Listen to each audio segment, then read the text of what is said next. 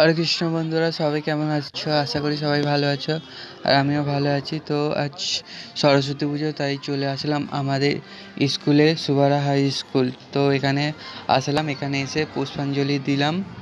তো ঠাকুরমশাই রেডি করছে, দিইনি, তো এবার দেবো পুষ্পাঞ্জলি দিয়ে আমরা যাব কুলনা কেডিসি মেলা।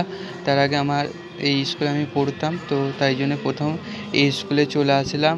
এরপর যাব সুবারা প্রাথমিক বিদ্যালয়, সেখান থেকে হয়ে তারপর আমরা কেডিসি মেলায় যাব। তো এখন এখানে ঘুরছি, চারপাশটা দেখছি, অনেক দিন পর স্কুলে আসলাম। তো উপরটা একটু ঘুরে দেখলাম, এটা আমাদের স্কুল।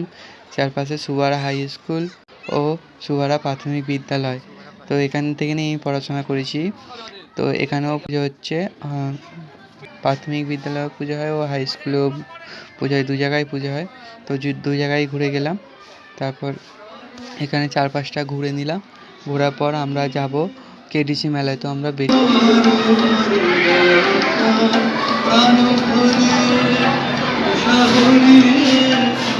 এই যে আমরা এখন চলে এসেছি কেডিসি মেলায়।